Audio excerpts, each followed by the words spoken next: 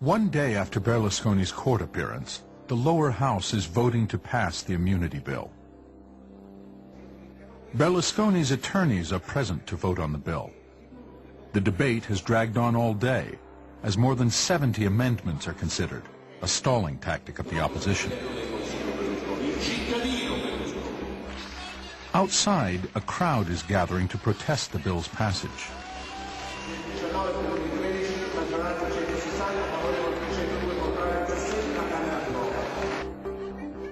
The immunity bill passes. It applies to any crimes committed before or during Berlusconi's public service. The balloons, to represent equality before the law, are released into the Rome sky. Sul quale non c'è più controllo dell'informazione perché è tutta sua, non c'è più il controllo del Parlamento perché è una specie di sua protesi che viene convocato e sconvocato dai suoi avvocati difensori, non c'è più il controllo delle commissioni parlamentari perché sono tutte in mano alla maggioranza. Continuate a fare manifestazioni come questa e chiamate altre persone perché la prossima sarà ancora peggio. Grazie. Now we don't need to change the Constitution. All the rules, the appearances, the procedures can be respected. That's unnecessary because the power of television, which did not exist in Hitler's or Mussolini's time, combined to the power of radio and combined to the power of the press, you can have democracy as an empty shell. The substance is gone, or is going. On July 1st, just 13 days after the immunity law passed, Prime Minister Berlusconi took over the rotating presidency of the European Union. At first, his charm seemed to be winning over his audience. But just 24 hours into his presidency, a German member of the European Parliament questioned his conflicts of interest and the immunity law, and the honeymoon was over. So che in Italia c'è un produttore che sta montando un film sui campi di concentramento nazisti. La suggerirò per il ruolo di Capò.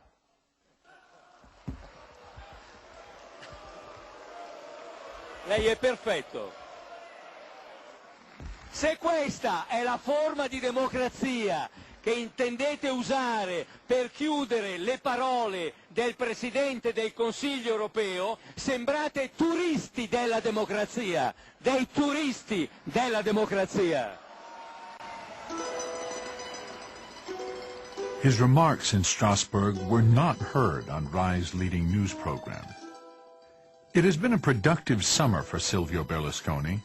His trial has been postponed indefinitely.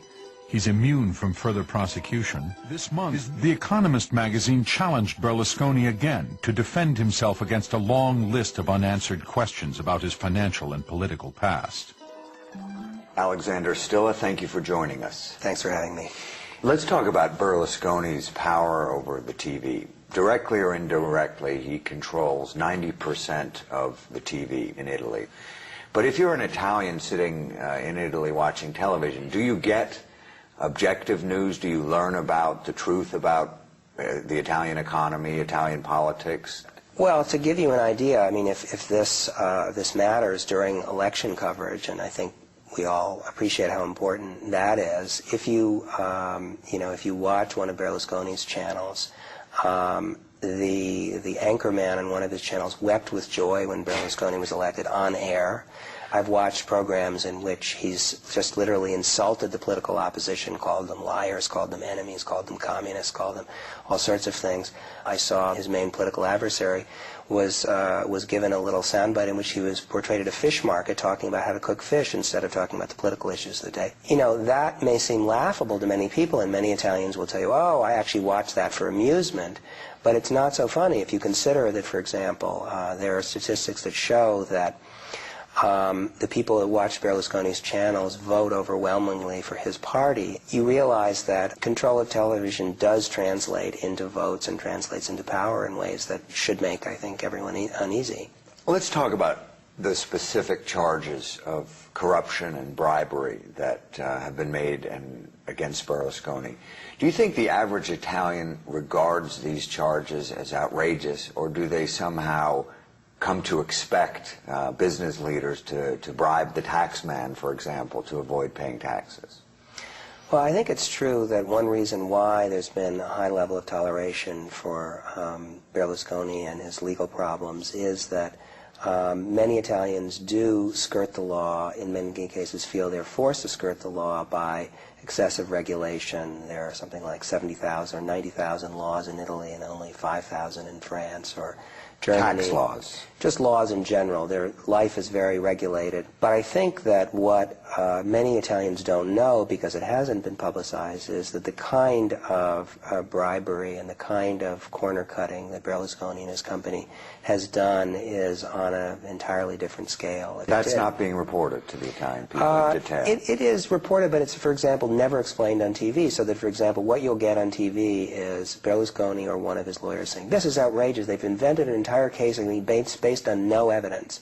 And then a journalist doesn't intervene and say, actually the evidence is this, and there are two ways of looking at this case. You only get, he's been accused of bribing a judge, a contradiction of that charge by saying it's invented, and no independent analysis of what the facts are. Do you regard the newspapers, as opposed to the television, as free in Italy? And haven't they been some of the primary critics of Berlusconi?